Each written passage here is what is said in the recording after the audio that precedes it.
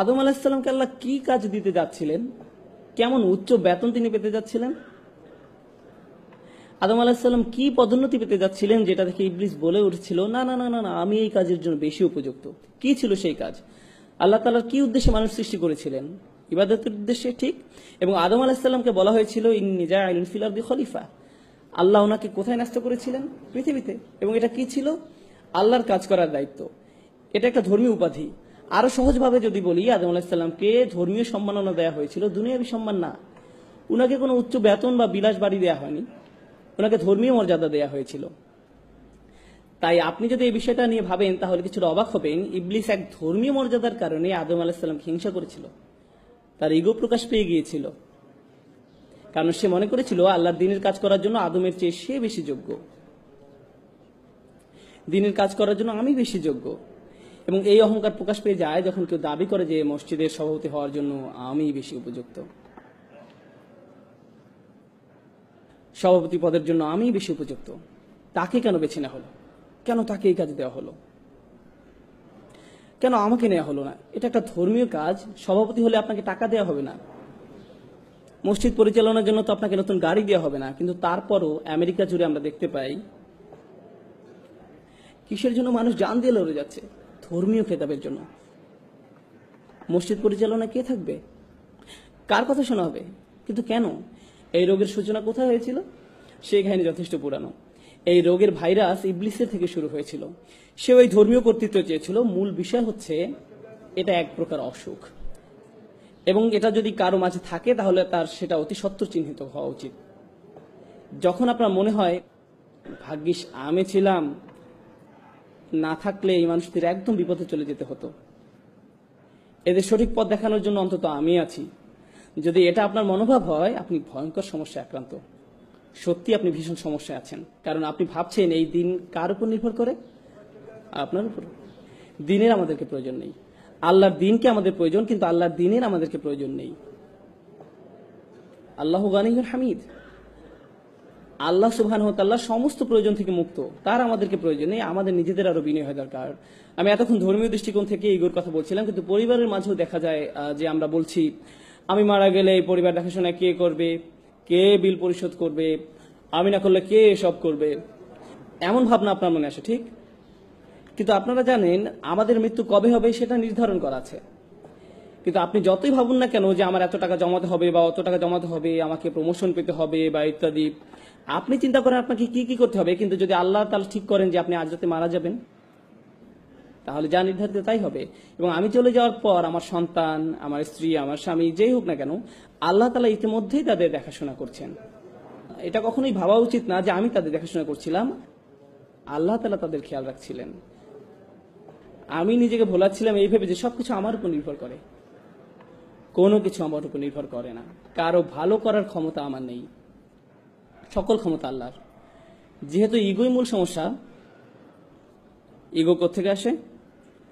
আপনার মধ্যে ইগো তখনই জন্মায় যখন আপনি সত্যিকার অর্থে আল্লাহর মহত্বকে মূল্যায়ন করতে ব্যর্থ হন, যখন আপনি আল্লাহকে সমাদর করতে জানেন না, তখন আপনি আল্লাহকে প্রশংসা করার স্থানে নিজের ব্যাপারে উচ্চ ধারণা পোষণ করেন। এখান থেকেই অহংকারের শুরু। সমস্যাটার গোড়া এখানেই। সুতরাং ইনশাআল্লাহ প্রথমে যে বিষয়টা আমি বলতে চাই তা হলো, সেসব মানুষ যারা ধর্মের লেবাস পরে থাকে, তারা দেখতে ধার্মিক, তাদের কথাবার্তা ধার্মিক, তাদের জ্ঞান আছে, আল্লাহ তাআলা যেন আমাদেরকে এইসব হতে রক্ষা করেন। এটা খুবই ভয়াবহ সমস্যা। এদেরকে যে মানুষটা দাড়ি নেই তার চেয়ে বেশি প্র্যাকটিসিং মনে হয়। অনেক বোনদের, যেসব বোনরা হিজাব পালন করে না, তাদের চেয়ে বেশি আল্লাহ ভীরু মনে হতে পারে। তাদেরকে বাইরে থেকে দেখতে খুবই ভালো লাগে, কিন্তু তাদের মধ্যে ইগো আছে। আপনার ভিতরে অন্যের সামনে নিজেকে মহান রূপে উপস্থাপন করার তাড়না আছে। আপনার মনে হয় যে আপনি বেশি ধার্মিক, আপনি বেশি যোগ্য, আপনি অন্যদের থেকে ভালো অবস্থানে আছেন। আর আপনি যদি মনের ভিতর আরেকজন মুসলিমকে ছোট করে দেখেন, তার অবস্থা যেমনই হোক না কেন, আপনি যদি এটা করেন, তাহলে আপনার হৃদয়ে যে জিনিসটা বাসা বেঁধেছে তা হলো কিবর, অহংকার। আর আমরা রাসূল সাল্লাল্লাহু আলাইহি ওয়াসাল্লামের উপদেশ থেকে জানতে পারি যে যাদের হৃদয়ে সরিষার দানা সমান, অর্থাৎ বলতে গেলে কিছুই না, এমন অনুপরিমাণ অহংকার থাকে, তাদের জন্য জান্নাতের দরজা খোলা নেই। অনুপরিমাণ অহংকার থাকে, জান্নাতের দরজা তার জন্য খোলা নয়। তাই আমি যেটা বলতে চাচ্ছি তা হলো, ধরুন একজন মুসলিম খারাপ কাজ করে, হয়তো সে মদ পান করে বা অন্য যে কোনো ধরনের খারাপ কাজ করে, তার খারাপ কাজগুলো বাহ্যিক চোখে দেখা যায়, কিন্তু আপনার খারাপ কাজটা কোথায় ঘটছে? অন্তরের মধ্যে। বাইরে থেকে আপনাকে দেখতে ভালোই লাগে, মনে হয় যে আপনি ঠিকঠাকই আছেন।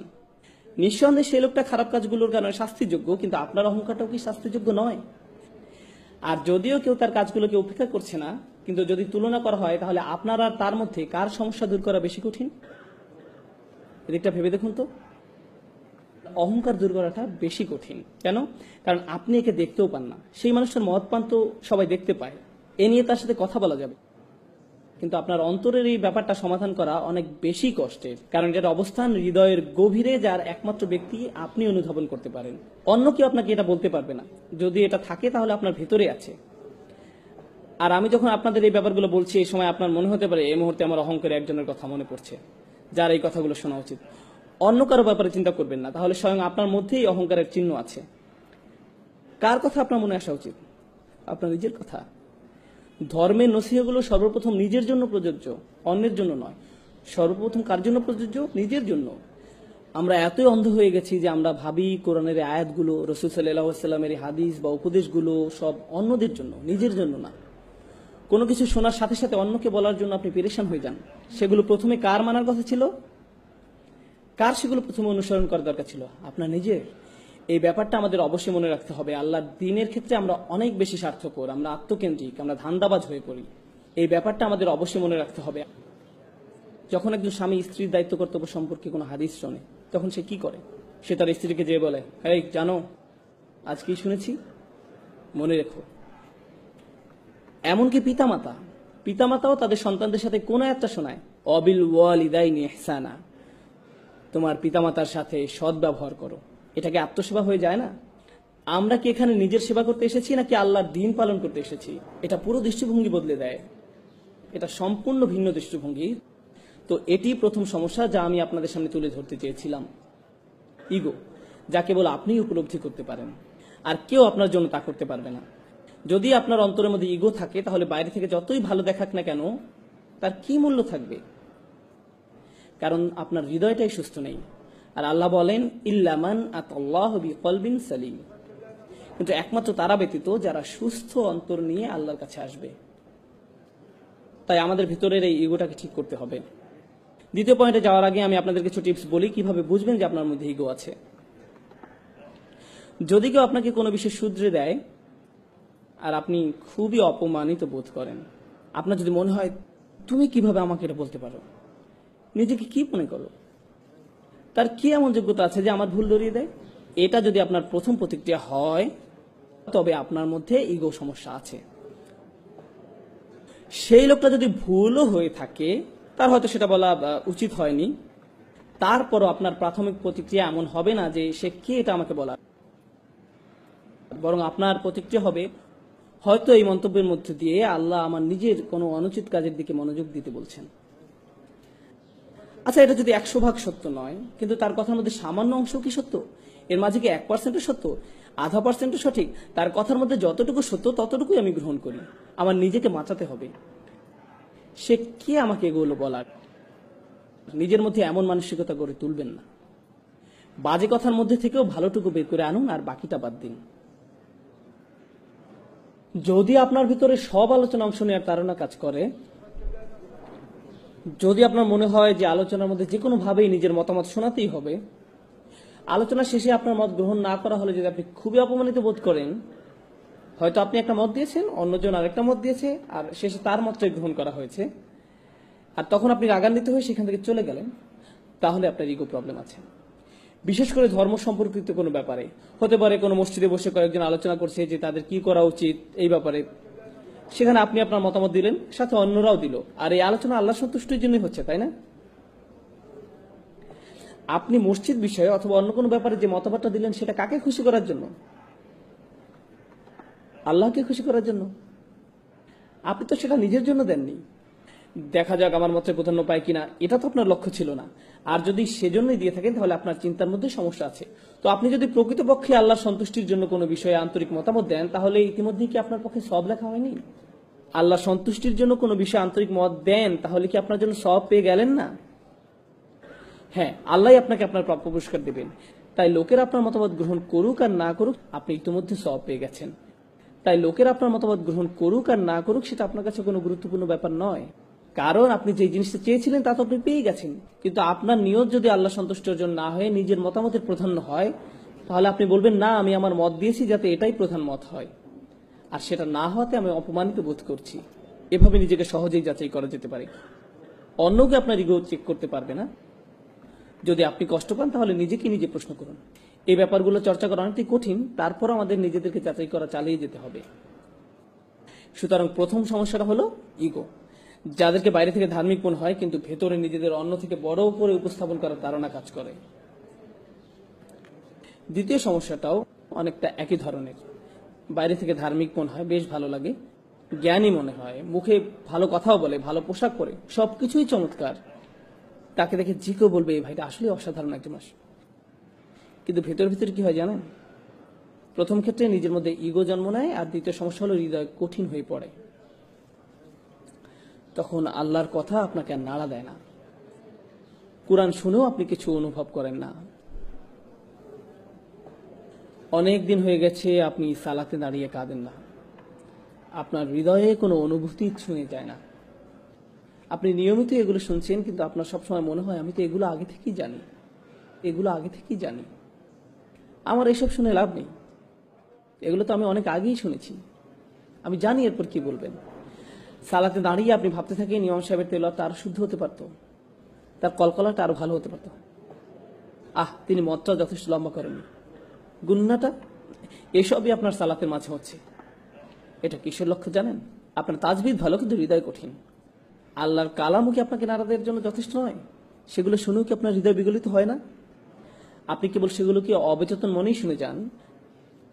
একদিকে আপনার ইলম বৃদ্ধি পাচ্ছে, লোকজনের সামনে আপনাকে খুবই ধার্মিক বলে মনে হচ্ছে, কিন্তু যে সময় একা থাকেন, যখন আর কেউ আপনাকে দেখতে পায় না, তখন আপনার ভিতরে খারাপ সত্তাটা বেরিয়ে আসে। যার কিছু আলাদা আচরণ আছে, যে কিছু গোপন কাজ করে, আপনি কখনো কল্পনাই করতে পারবেন না যে সে এরকম খারাপ কাজ করতে পারে। তার স্বাভাবিক চলাফেরা দেখে, মানুষের সাথে তার আচরণ দেখে আপনি ধারণাই করতে পারবেন না যে তারা নির্জনে এরূপ। কিন্তু তারা নির্জনে একদম ভিন্ন এক মানুষের রূপ নেয়, যাকে দেখে আপনিও চিনতে পারবেন না।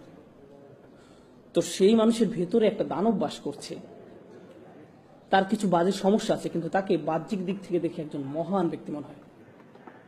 কেউ আপনার এই সমস্যা দূর করতে পারবে না, কারণ তারা জানেও না যে আপনার মধ্যে এমন একটা সমস্যা বিরাজ করছে। তাই প্রথম সমস্যা হলো ইগো, দ্বিতীয় সমস্যা হলো কঠিন হৃদয়। আর দুটোই আত্মিক সমস্যা, দুটোই হৃদয়জনিত সমস্যা।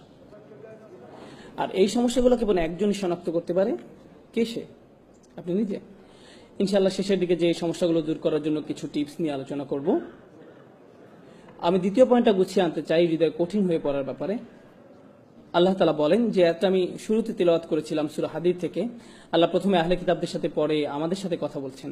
তিনি বলেন, আলাম ইয়ানিনিল্লাযিনা আমানু, মানুষদের মধ্যে যারা ইমানদার বলে নিজেদেরকে দাবি করে, আন তাকশা কুলুবুহুম লিযিকরিল্লাহ, তাদের জন্য আল্লাহর স্মরণে হৃদয় বিগলিত হওয়ার সময় আসেনি? তাদের হৃদয় সশ্রদ্ধ ভয়ে পূর্ণ হওয়া উচিত, তাদের হৃদয় হয়ে যাওয়া উচিত বিগলিত। যখন আপনার পেশি নরম আর দুর্বল হয়ে পড়ে, জানেন সেটা আসলে খুশ, তখন আপনাকে শক্তিহীন মনে হয়, আপনার মনে হয় কেউ আপনাকে বশীভূত করে ফেলেছে। আল্লাহ বলেছেন তাদের হৃদয় আল্লাহর ভয়ে, তাঁর কথা স্মরণ করে বশীভূত হয়ে পড়া উচিত। যারা বিশ্বাসী তাদের জন্য কি আল্লাহ স্মরণে হৃদয় গলে যাওয়ার সময় আসেনি? ওমা নাযালা মিনাল হক, এবং যে সত্য অবতীর্ণ হয়েছে তার কারণে। কি সেটা? কি সত্য অবতীর্ণ হয়েছে? আল কোরআন। এরপরে আল্লাহ একে আয়াতে বলছেন, ওয়ালা ইয়াকুনু কাল্লাযীনা উতুল কিতাবা মিন ক্বাবল, তোমরা তাদের মতো হয়ো না যাদেরকে পূর্বে কিতাব দেয়া হয়েছিল। ফাতালা আলাইহিমুল আমাদ, এরপর একটা বড় সময় অতিক্রান্ত হয়ে গেছে, তার মানে তারা এই কিতাব ধারণ করেছিল দীর্ঘ সময়ের জন্য। যখন তারা এভাবে কিতাব ধারণ করেছিল, আপনারা জানেন যখন প্রথম ধর্মীয় অনুশাসন শুরু করেন তখন আপনি উত্তেজিত থাকেন, এই উত্তেজনা এক সময় চলে যায়, যা থাকে তা হলো বহিরাবরণ।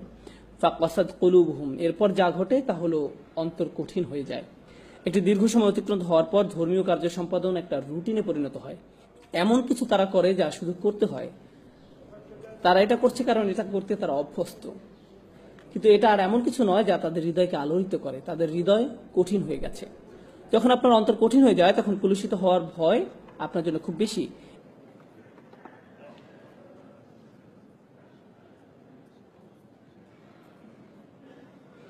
এজন্য আয়াতে বলা হয়েছে ওয়াকাসিরুম মিনহুম ফাসিকুন, তাদের অধিকাংশই পাপাচারী। তাদের বড় একটা সংখ্যা হলো খারাপ। আয়াতটি শেষ হয়েছে আহলে কিতাবদের দিয়ে, কিন্তু কি দিয়ে শুরু হয়েছিল?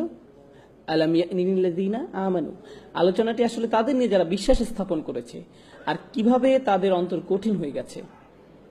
আর এটা যদি আপনার ভিতরে অনুভব করতে পারেন, কেউ আপনাকে বলে দিতে পারবে না, এটা কেউ আপনাকে বলে দিতে পারবে না।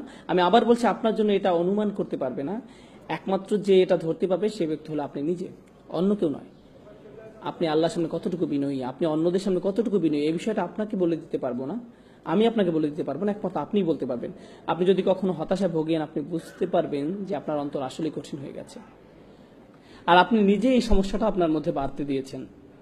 যখন কোনো ধর্মীয় ব্যক্তির উপস্থিতি খুবই ভীতিকর মনে হয়, কোনো দেখতে ধার্মিক লোক, তাকে দেখার সাথে সাথে আপনার মনে ভীতি তৈরি হয়, তাদের সাথে কথা বলতে আপনি আতঙ্কিত হন, তাদের আশপাশে যাওয়া আতঙ্কজনক হয় আপনার জন্য, আপনি আতঙ্কগ্রস্ত হয়ে পড়েন। অনেক সময় যেসব বোন হিজাব পরেন না, তারা হিজাব পরা একজনকে আসতে দেখলে তারা রাস্তা ক্রস করে অন্যদিকে চলে যান, ওই যে হিজাব পুলিশ আসছে, এবং সে নিশ্চয়ই আমাকে এমন কিছু বলবে যে আমার মন খারাপ করে দিবে। এখন একদিকে এটা ভয়ের কারণ, অন্যদিকে কখনো এটা সত্যি। কিছু মানুষ রয়েছে যারা অন্যদের নিচু চোখে দেখে, তারা অন্যদের প্রতি মারাত্মক অধ্যত আচরণ করে। এখন আপনি আমাকে বলুন, কিছুদিন আগেও না আপনি পার্টি মাতিয়ে রাখতেন? যারা আপনার সাথে এভাবে কথা বলে তাদের আপনি কিভাবে জবাব দেন? আপনি কি ভুলে গেছেন যে আপনি কোথা থেকে এসেছেন, আল্লাহ আপনাকে কোথায় নিয়ে এসেছে? কারণ মানুষ ভুলে যায় যে তারা কি ছিল আর আল্লাহ তাদের কোথায় এনেছেন। তারপর কয়েক বছর অতিক্রান্ত হওয়ার পর যখন তারা ভালো হয়ে যায়, তখন এমন কাউকে দেখলে তারা বলে আস্তাগফিরুল্লাহ, সে এমন কিভাবে হলো? আপনি কোথায় ছিলেন? এই লোককে দেখে তো আপনার শিক্ষা নেওয়া উচিত। আপনি তো ঠিক তার মতোই ছিলেন। আল্লাহর যে রহমত আপনার উপর বর্ষিত হয়েছে তা আপনার স্মরণ করা উচিত। কুনতুম আলা শাফা হুফরাতিন মিনান নার, আপনি দোজখের একেবারে প্রান্তে ছিলেন। ফাআনকাযাকুম মিনহা, তিনি আপনাকে রক্ষা করেছেন। আর সেই আয়াতে আল্লাহ বলছেন ফাআল্লাফা বাইনা কুলুবিকুম, তিনি তোমাদের অন্তরে ভালোবাসা সৃষ্টি করেছেন। আপনারা আপনাদের অন্তরসমূহের মাঝে যদি ভালোবাসা পেতে যান, তাহলে আপনাকে মনে রাখতে হবে যে আপনি নিজেও একদিন এই পথে ছিলেন এবং আপনাকে সেখান থেকে রক্ষা করা হয়েছে। আপনাকে এজন্য রক্ষা করা হয়নি যে আপনি খুব স্মার্ট মানুষ, আপনি রক্ষা পাওয়ার যোগ্য। এটা আপনার প্রতি কার অনুগ্রহ ছিল? এটা আপনার প্রতি আল্লাহর অনুগ্রহ ছিল। কোন সাহস আপনি অন্যদের দিকে কিভাবে তাকান, কিভাবে এমন মন্তব্য করেন? এই দাম্ভিকতা জঘন্য ব্যাপার। এটা আপনার সকল ভালো কাজ ধ্বংস করে দিবে, সব ভালো কাজ ধুয়ে মুছে দিবে। অধিকাংশ ক্ষেত্রেই আমাদের যুবকরা যারা তীব্র বিতর্কে লিপ্ত হয়, যে কোনো বিষয় নিয়ে হতে পারে ধর্মতত্ত্বের বিষয়, হতে পারে ফিকের বিষয়, হতে পারে একটা সংগঠনের পদ নিয়ে, যে কোনো ব্যাপার নিয়েই হোক না কেন, আপনারা জানেন বিতর্কের মূল কারণ কি? ইগো। আসলে এটা আত্ম অহংকারের কারণে হয়ে থাকে। মানুষ স্কলারদের সম্পর্কে কথা বলে যেন তারা ক্রীড়াবিদকে নিয়ে কথা বলছে। ওই যে ওনার কথা আমার একদম পছন্দ হয় না, আমাকে মাফ করবেন, আপনি জানেন তিনি কত পরিশ্রম করেন আল্লাহর সন্তুষ্টির জন্য। যদি আপনি তার সাথে একমত নাও হন, প্রকৃত ব্যাপার হলো তিনি তার বাড়ি ত্যাগ করেছেন। তিনি যদি স্কলার নাও হন না কেন, তিনি বিশ্বের এক প্রান্ত থেকে আরেক প্রান্তে ভ্রমণ করেছেন শুধু জ্ঞান অর্জনের জন্য। রাতের পর রাত ব্যয় করেছেন প্রার্থনা করে, মুখস্থ করে, অধ্যয়ন করে। আর আপনি তার সম্বন্ধে এমন কি বা জানেন? তিনি কি বলছেন আমি পছন্দ করি না, আমার মনে হয় তিনি বিপদগামী। কোন সাহসে আপনি এটা বলেন? আপনি কি করেছেন? কিসে আপনার এমন অবস্থান নিয়ে যায় যে আপনি তার সম্বন্ধে এমন মন্তব্য করেন? আপনি যে কোনো মুসলিমের সাথে দ্বিমত পোষণ করতে পারেন, আপনার সাথে তার মতামত নাই মিলতে পারে। এই ক্ষেত্রে তাদের প্রতি আপনার প্রথম দৃষ্টিভঙ্গিটা কেমন হওয়া উচিত? আপনার কি এমন রায় দেওয়া উচিত যে তারা জাহান্নামের পথে? যদি আপনি সত্যিই তাদের ব্যাপারে উদ্বিগ্ন হয়ে থাকেন, সত্যিই তাদের ব্যাপার নিয়ে চিন্তিত হয়ে থাকেন, তাহলে তাদের এই সমস্যা নিয়ে আপনি অন্য কারোর সাথে কথা বলবেন না। আপনি কার সাথে কথা বলবেন? তাদের সাথেই কথা বলবেন। আপনি সরাসরি তাদের সাথেই কথা বলবেন যদি আপনার মাঝে আন্তরিকতা থেকে থাকে। তাহলে আপনি আপনার উৎকণ্ঠার কথা অন্য কারো কাছে বলবেন না। অন্যথায় আপনার মাঝে আন্তরিকতার অভাব পরিলক্ষিত হয়। এর ফলে বোঝা যায় যে আপনার মাঝে ইগো আছে। আপনার নিজ দলের প্রতি আপনি পক্ষপাতিত্ব দেখাচ্ছেন, নিজ মতের পক্ষে দাঁড়িয়েছেন, বা অন্য সম্পর্কে আপনি যা তা বলছেন। এটা অপরিপক্ক, এটা দাম্ভিকতা, আত্মহংকারমূলক। এটা তাই যদি আমাদের অবস্থা এই পর্যায়ে এসে পৌঁছে, তাহলে আমাদের মধ্যে প্রতিষেধক প্রয়োজন। সর্বপ্রথম প্রতিষেধক হলো আশা। আশা হারিয়ে যায়নি। সুবহানাল্লাহ।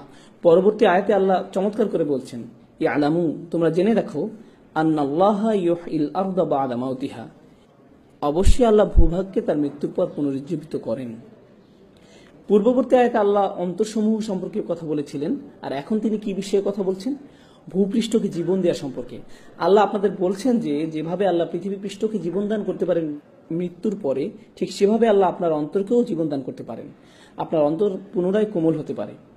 আমরা অলৌকিক নিদর্শনাবলী প্রকাশ করেছি যাতে তোমরা বুঝতে পারো। বুঝতে পেরেছেন? আপনার জন্য আশা রয়েছে। আপনি আপনার অন্তরকে পরিষ্কার করে নিতে পারেন, এটা সম্ভব। আল্লাহ যদি শুষ্ক জমিনে প্রাণের সঞ্চার করতে পারেন, তিনি আপনার অন্তরকেও পুনরায় জীবিত করতে পারেন। এখন চিকিৎসার ব্যাপারে আলোচনা করা যাক। এই চিকিৎসা কি? আপনি আপনার ইগো সমস্যার সমাধান কিভাবে করবেন? প্রথম যে বড় বিষয়টি আপনার অন্তর পরিষ্কার করতে সহায়তা করবে তা হলো আল্লাহর স্মরণ।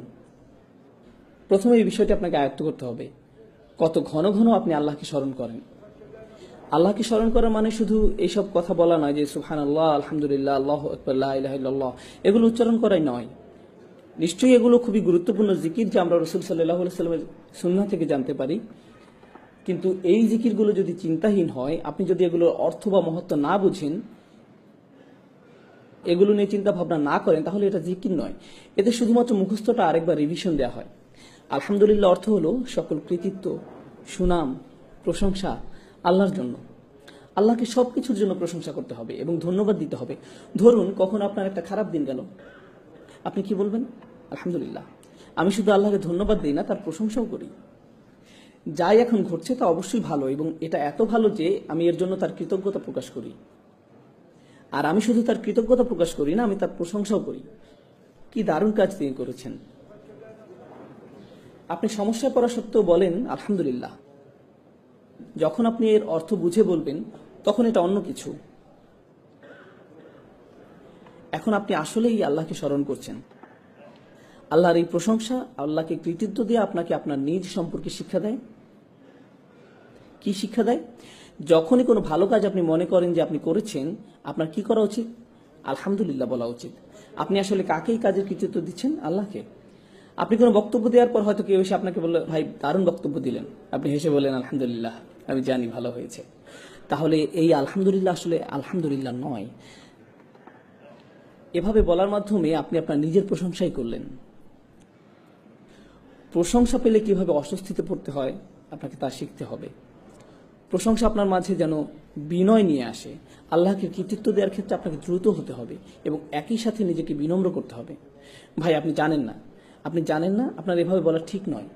আমি আসলে কিরকম তা আমি জানি না, আল্লাহ জানেন, শুধুই আল্লাহ জানেন। আপনার প্রশংসা আমার দরকার নেই, আমার দরকার আপনার দোয়া। আমি চাই না আপনি প্রশংসা করুন।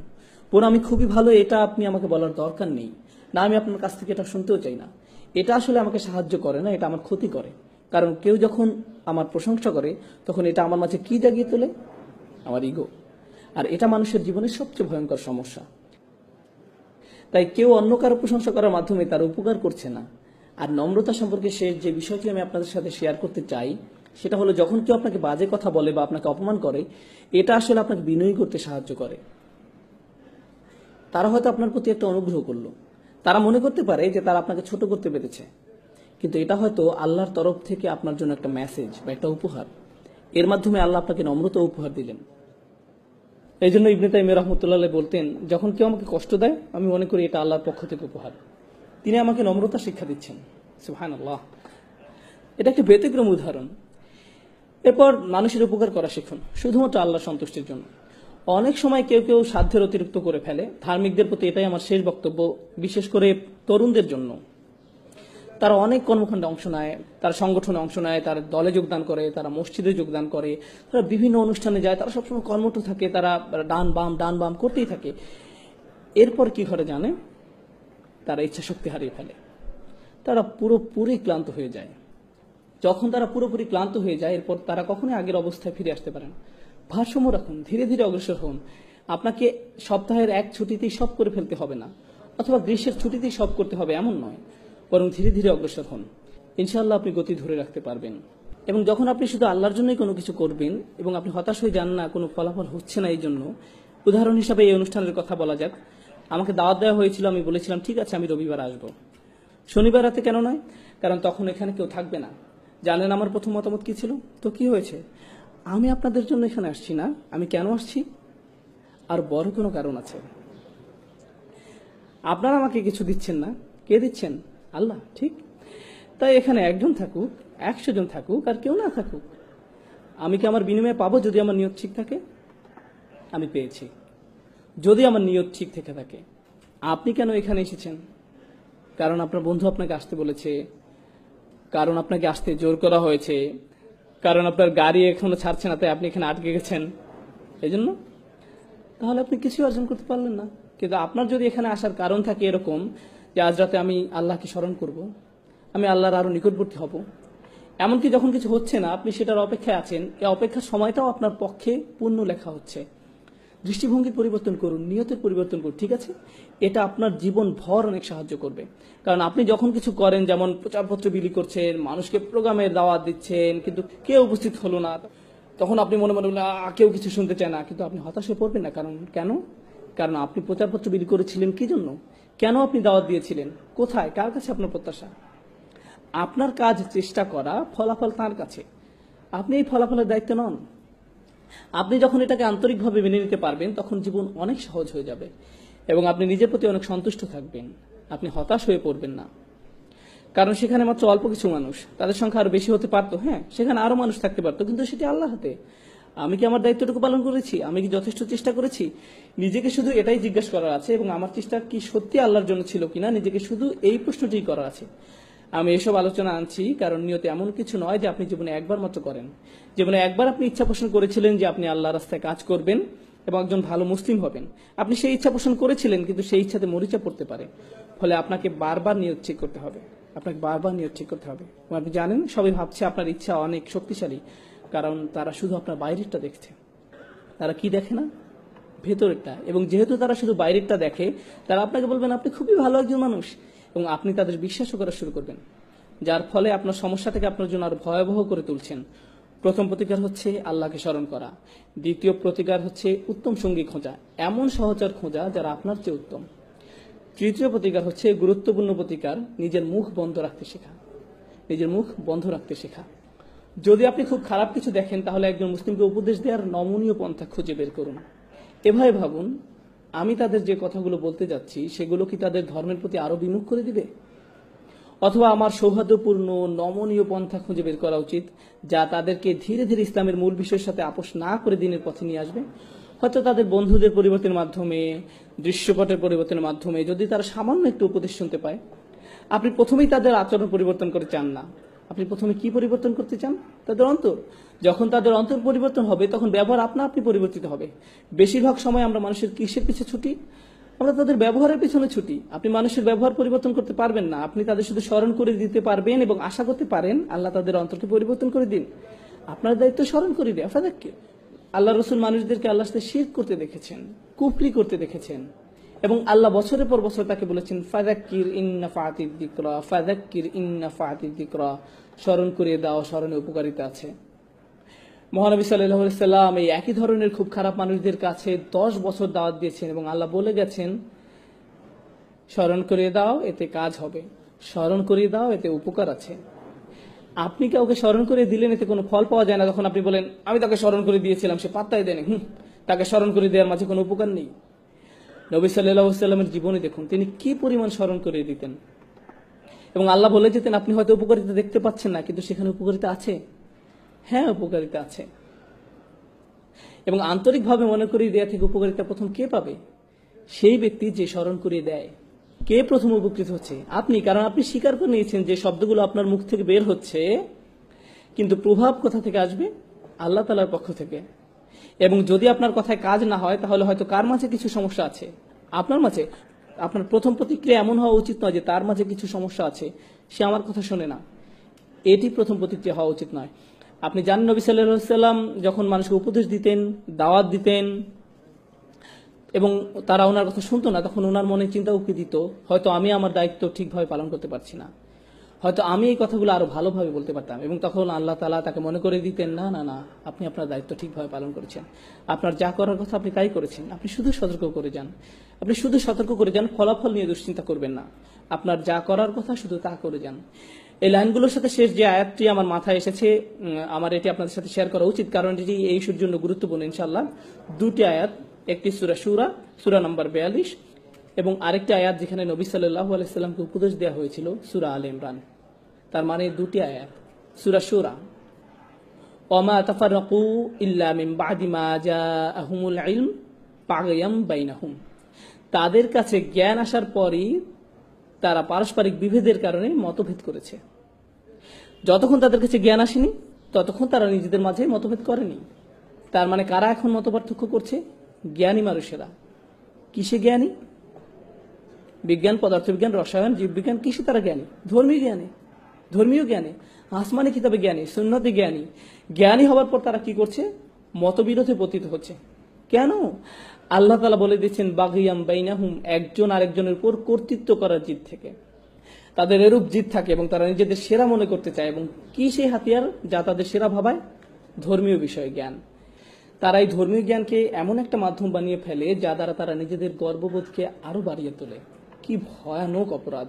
এই আয়াতের শেষে আল্লাহ তাআলা বলছেন, ওয়ালাউলা কালিমাতুন সাবাকাত মির রাব্বিকা ইলা আজালিম মুসাম্মা লাকুদিয়া বাইনাহুম, যদি আপনার পালনকর্তার পক্ষ থেকে নির্দিষ্ট সময় পর্যন্ত অবকাশের সিদ্ধান্ত না থাকতো তবে তাদের ফয়সালা হয়ে যেত, তাদেরকে শাস্তি দেয়া হতো, তাদেরকে তখনই শাস্তি প্রদান করা হতো।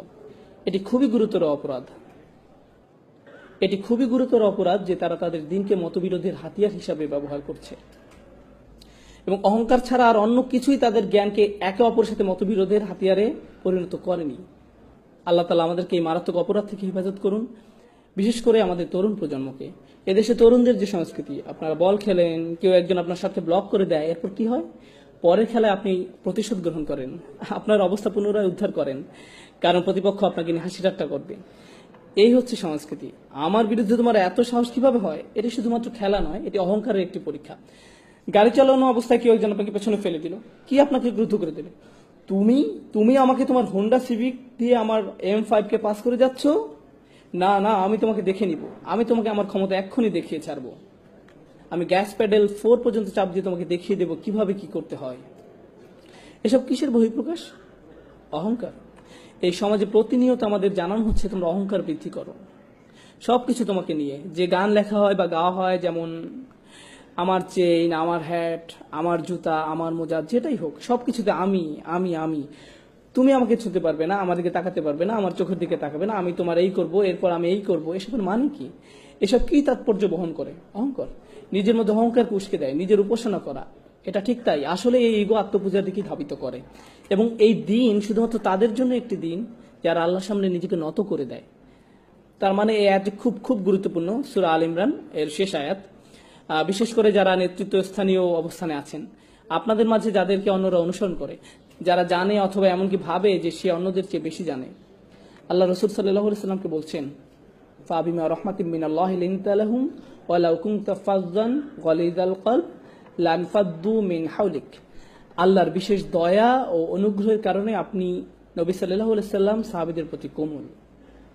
ওয়ালাউ কুনতা ফাযযান গালিযাল কলব, যদি আপনি তাদের প্রতি শক্ত হতেন, কঠোর হৃদয়ের হতেন, অনমনীয় হতেন, জিদ করতেন, এমনকি যদি তাদের সাথে কথা বলার সময় কিছু পরিমাণ কঠোরতা প্রদর্শন করতেন,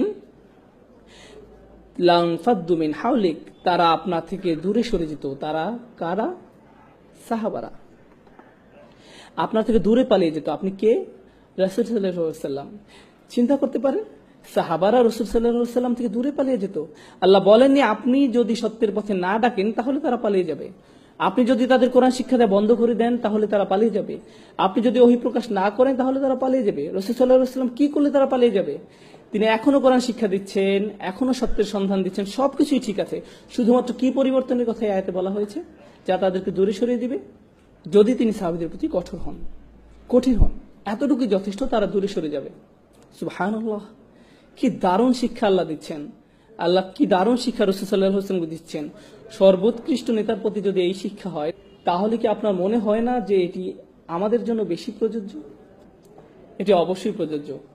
যদি আপনি কোনো নেতৃস্থানীয় অবস্থানে থাকেন, যদি আপনাদেরকে হাত ওঠাতে বলি, হাত ওঠানোর দরকার নেই, কথার কথা। আমি যদি হাত দেখাতে বলতাম আপনারা কয়জন নেতৃস্থানীয় আছেন আপনি জানেন? আপনাদের প্রত্যেকের হাত ওঠানো উচিত। আপনারা প্রত্যেকেই নেতৃস্থানীয় লোক।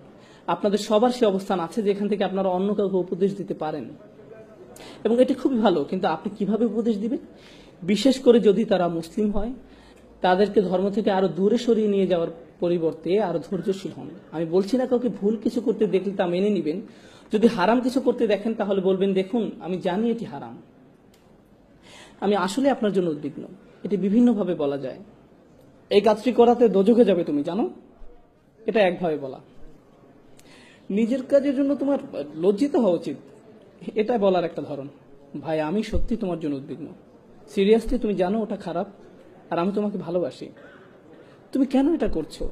তোমার কোনো সাহায্য লাগবে? আসলে কেন বন্ধ করছো না? এটা বন্ধ করো, আসো এটা নিয়ে আলোচনা করি আন্তরিকতার সাথে। আন্তরিকতা এটা দেখানো যায় না, তবে প্রকাশ করা যায়।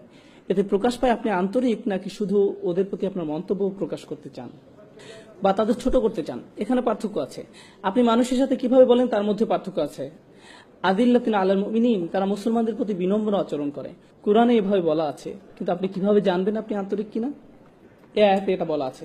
এরপরে আমরা শেষ করব। ফাআফু আনহুম ওয়াস্তাগফির লাহুম ওয়াশাওিরহুম ফিল আমর, কাজেই আপনি তাদের ক্ষমা করে দিন, তাদের জন্য মাগফিরাত কামনা করুন এবং কাজে কর্মে তাদের সাথে পরামর্শ করুন। তাদের ভুলের পর আপনি তাদের প্রতি সহনশীল যদি তারা ভুল করে ফেলে। প্রথম কাজ, তাদের মমতার সাথে ক্ষমা করে দিন, ফাআফু আনহুম। এরপর আল্লাহ সুবহানাহু ওয়া তাআলার কাছে ক্ষমা প্রার্থনা করুন।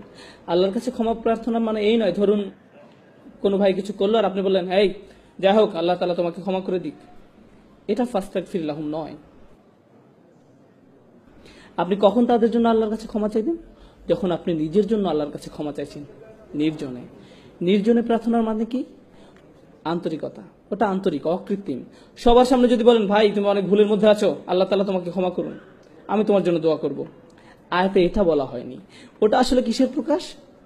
দম্ভ, অহংকার। তাদের জন্য আন্তরিকভাবে নির্জনে দোয়া করুন, ফাস্তাগফির লাহুম। আর ওরা যাতে বোঝে যে আপনি ওদেরকে ভদ্র মানুষ মনে করেন, ওয়াশাওিরহুম ফিল আমর, তাদের সাথে পরামর্শ করুন, তাদের মতামত গ্রহণ করুন, তাদের মতামত জানতে চান, তাদেরকে ভদ্র মানুষ হিসাবে গণ্য করুন। রাসূল সাল্লাল্লাহু আলাইহি ওয়াসাল্লামের কারোর সাথে পরামর্শ করার প্রয়োজন ছিল না। ওনার কাছে যা নাজিল হতো ওহী, সে অনুযায়ী উনি সিদ্ধান্ত দিতে পারতেন। কিন্তু আল্লাহ সুবহানাহু ওয়া তাআলা ওনাকে সিদ্ধান্ত গ্রহণে অন্যদের সাথে পরামর্শ করার আদেশ দিয়েছেন। কেন? যাতে তারা অনুভব করে কি সংযুক্ত, সম্মানিত। এটা একজন নেতার চারিত্রিক বৈশিষ্ট্য হওয়া উচিত। উনি তার অধীনে যারা ছিল তাদেরকে বুঝতে দিয়েছেন যে তারাও সম্মানিত। ওয়াশাওিরহুম ফিল আমর, এবং কাজে কর্মে তাদের সাথে পরামর্শ করুন। ফাইদা আযমতা ফাতাওয়াক্কাল আলাল্লাহ, যখন আপনি কোনো সিদ্ধান্ত নেন আল্লাহ তাআলার উপর বিশ্বাস রাখুন, কারণ আপনার সিদ্ধান্তই সাফল্যের চাবিকাঠি নয়। সব সাফল্যের মূলে আছেন আল্লাহ সুবহানাহু ওয়া তাআলা। ইন্নাল্লাহা ইউহিব্বুল মুতাওয়াক্কিলিন, আল্লাহ তার উপর নির্ভরকারীদের ভালোবাসেন। আল্লাহ আমাদেরকে আমাদের চেয়েও ভালো মানুষদের সঙ্গ দান করুন, যেন আমরা আমাদের অহংবোধ নিয়ন্ত্রণ করতে পারি। আল্লাহ সুবহানাহু ওয়া তাআলা আমাদের এই তৌফিক দিন যেন আমরা আমাদের আশেপাশে মানুষদের সদ উপদেশ দিতে পারি। যারা বলে লা ইলাহা ইল্লাল্লাহ, যারা আমাদের সাথে এই চমৎকার কালেমায় বিশ্বাস করে, তারা আমাদের রক্তের সম্পর্কের আত্মীয়ের থেকেও অনেক বেশি ভালোবাসার দাবি রাখেন। লা ইলাহা ইল্লাল্লাহ আমাদের রক্তের বন্ধন থেকেও বেশি কাছের করে দেয়। আমরা যেন সব মুসলিমদের সাথে সেই রকমের ভালোবাসা এবং সহমর্মিতা অনুভব করতে পারি, আন্তরিকতা তাদের প্রতি প্রকাশ করতে পারি। আল্লাহ আমাদেরকে সেই তৌফিক দান করুন, আমিন। ভালো উপদেশ যাদের প্রয়োজন তাদের অন্তরে যেন তা প্রবেশ করতে পারে, আল্লাহ সেই তৌফিক দান করুন। আল্লাহ সুবহানাহু ওয়া তাআলা আমাদের উপদেশ গ্রহণ করার ক্ষমতা দিন, আমরা যেন এর সবটুকু ভালো গ্রহণ করতে সমর্থ হই এবং উপদেশ যেন আমাদের অহংবোধ বাড়িয়ে তোলার কোনো মাধ্যম না হয়ে ওঠে। আল্লাহ আমাদেরকে তার সামনে বিনম্র রাখুন, আমাদের অতীত ভুলগুলো ক্ষমা করে দিন, আমরা যেন প্রতিনিয়ত আমাদের অন্তঃকরণকে পরিশুদ্ধ করি। আল্লাহ আমাদেরকে সেই তৌফিক দান করুন, আমিন। এবং পরিশেষে আমি প্রার্থনা করি আল্লাহ যেন আমাদের অন্যান্য সব সম্মেলনের মতো এই সম্মেলনও সব ভালো কাজ, আমাদের সকল ভুল ভ্রান্তি ক্ষমা করে কবুল করে নেন। এমনকি আমাদের অজু, আমাদের নামাজ, আমাদের দোয়া, আমাদের ভুলটুকু ছাড়া সবকিছু আল্লাহ কবুল করে নিন। আল্লাহ যেন আমাদের সবকিছু কবুল করে নেন। আল্লাহ আমাদের সবার ভুল ভ্রান্তি মাফ করে দিয়ে আমাদের সবার ইবাদত কবুল করে নিন, আমিন।